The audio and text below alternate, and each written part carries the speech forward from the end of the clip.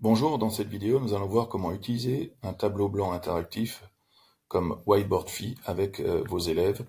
L'objectif de l'utilisation d'un tel outil est de créer des activités synchrones et à distance avec vos élèves.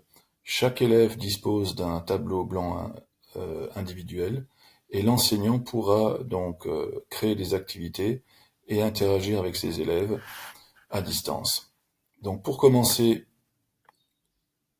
il vous faut aller sur whiteboard.phi. Le site est en anglais, mais il est possible de le traduire rapidement avec Google Traduction en faisant un clic droit. Traduire en français depuis le menu qui se présente à vous. Une fois que vous êtes ici, eh bien, vous allez pouvoir créer une nouvelle classe pour vos élèves. Vous lui donnez un nom et vous avez différents paramétrages à votre disposition. Le premier paramétrage est la création d'une salle d'attente pour vérifier que ce sont bien vos élèves qui participent à ce cours. Vous pouvez activer le téléchargement d'images pour les étudiants, c'est-à-dire que vous les autorisez à déposer des images sur leur tableau blanc. Donc vous pouvez le cocher. Vous pouvez forcer le mode simple pour les étudiants, c'est lorsque vous avez une bande passante limitée, et donc l'éditeur sera beaucoup plus simple et prendra moins de bandes passantes. Et puis une dernière chose, vous pouvez activer le mode lent pour les étudiants, toujours dans la même optique, c'est-à-dire que l'enregistrement du tableau ne se fait pas toutes les quelques secondes, mais c'est l'élève ou le prof qui décide d'enregistrer et de partager lors de cet enregistrement son tableau. Alors, ces modes sont disponibles par la suite durant le cours et donc vous pouvez les activer ici ou les activer plus tard. Une fois que vous avez fait votre choix, eh bien vous créez une nouvelle classe. Vous arrivez donc sur cette page qui vous propose donc votre classe avec une adresse unique. Et lorsque les élèves seront inscrits, vous verrez ici les tableaux de vos élèves. Alors, vous pouvez aller jusqu'à 50 tableaux, mais je ne vous le conseille pas à cause de la bande passante. Et puis, vous avez le deuxième onglet qui est votre tableau blanc. Donc, vous avez un tableau blanc à votre disposition. Et puis, une énorme roue dentée avec, comme je vous le disais tout à l'heure, la possibilité de reparamétrer durant le cours les différentes fonctionnalités à destination de vos élèves. Une des fonctionnalités très intéressantes, c'est d'effacer tous les tableaux blancs de vos élèves en une seule fois. Et puis c'est aussi ici que vous allez fermer la salle de classe. Une fois que la salle de classe est fermée, les données sont supprimées au bout de 2 heures. Donc, vous avez un tableau blanc avec des outils. Et en dessous du tableau blanc, vous avez des fonctionnalités correspondant aux outils. Et vous pouvez aussi, une fois ici, activer le mode simple pour l'enseignant. Donc je vais le faire. Cela me ramène de nouveau à cette page d'accueil. Et j'ai maintenant un tableau blanc qui est plus simple, avec donc un outil de crayon. Je vais pouvoir choisir la couleur. L'enseignant va pouvoir effectuer des calculs, donner des exercices, et ensuite l'enregistrer de manière à ce que les élèves puissent le voir. Et la seule action possible, c'est de pousser le tableau blanc vers les élèves et de l'imposer aux élèves. Je peux nettoyer le tableau depuis ici en une seule fois. Je vais pouvoir tracer des droites, des flèches de différentes épaisseurs. Je peux aussi avoir des flèches avec des pointillés ou des pointillés tout seuls. Des formes toutes simples comme un rectangle. J'ai un mini traitement de texte avec la possibilité de changer la taille et la police.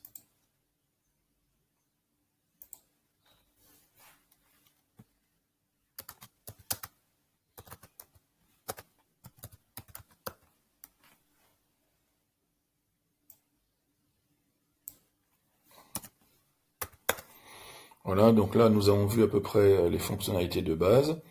Donc si je bascule maintenant sur le mode plus compliqué, plus complexe, eh bien je retourne sur ma page et j'ai cette fois-ci des fonctionnalités supplémentaires. Alors au niveau des traits, j'ai la double flèche que je n'avais pas tout à l'heure. Toujours la même chose, cette fois-ci pour changer la couleur, eh bien c'est sous le tableau.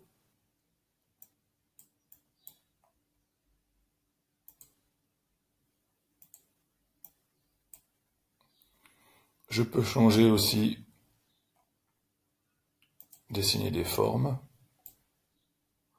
Chaque forme peut être déplacée. Des carrés.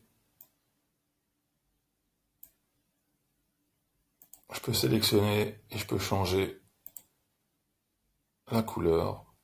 Je peux même mettre une bordure avec une autre couleur.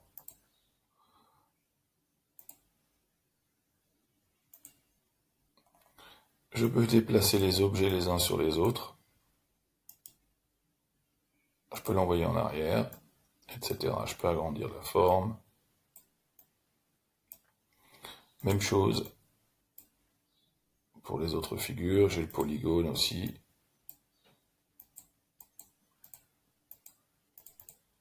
Voilà. Je peux donc nettoyer la page complète.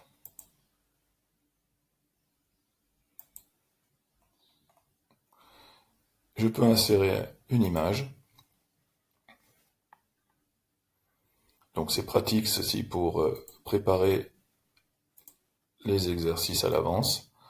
Donc ici j'ai donc un exercice de conjugaison que je vais faire et que je voudrais que les élèves effectuent.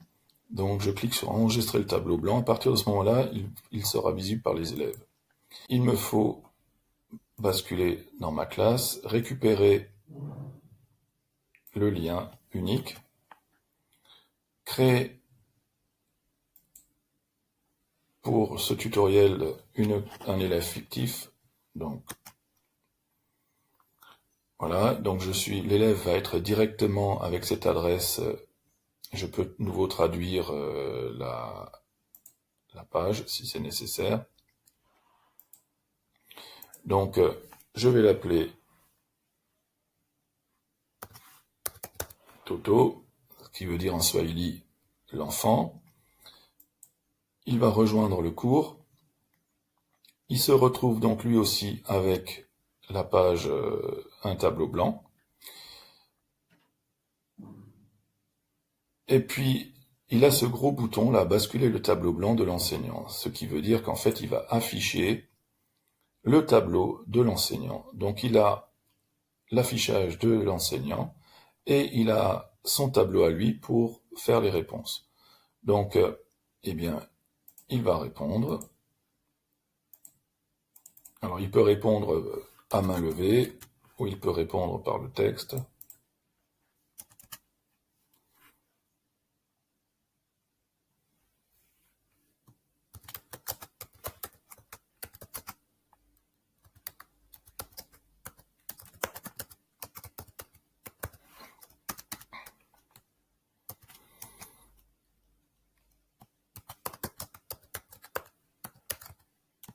Etc. Donc il va pouvoir répondre.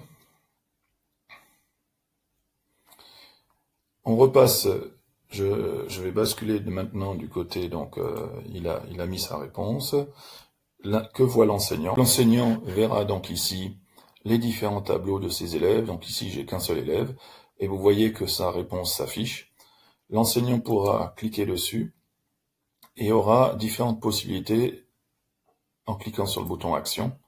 Il peut enregistrer le tableau blanc sous la forme d'une image, il peut effacer le tableau blanc, et il peut lui pousser individuellement un exercice pour lui. Et il peut aussi le mettre, l'évincer du cours, alors la traduction n'est pas bonne. Hein, donc voilà les possibilités. Alors je vais effacer le tableau blanc. Et je vais cette fois-ci créer un autre exercice. Donc, j'efface mon tableau. Je vais insérer une image, cette fois-ci en fond d'écran. Et je vais par exemple demander à mes élèves d'entourer les personnages principaux de ce tableau. Je clique sur enregistrer et cette fois-ci, je vais pousser, en cliquant sur action, je vais pousser le tableau blanc à tous les étudiants. C'est-à-dire que je vais carrément leur imposer, nettoyer leur tableau à eux. Et vous voyez, cette fois-ci, ils ont mon tableau à leur disposition. Et depuis ce tableau, eh bien, ils vont pouvoir répondre individuellement à la question posée, c'est-à-dire entourer les personnages principaux.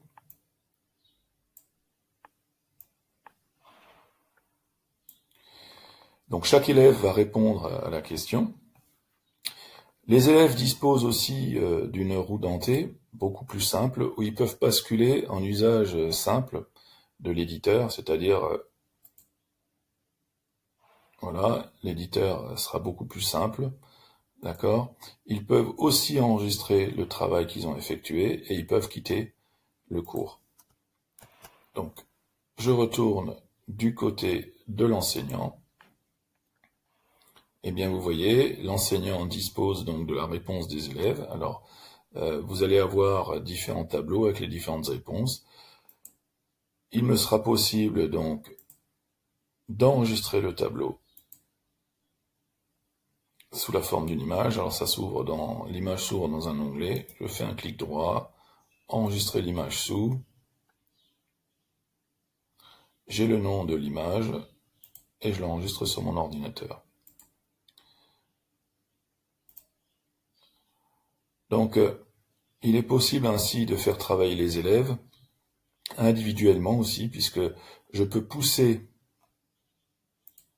individuellement un travail, pousser le tableau blanc de l'enseignant vers l'élève.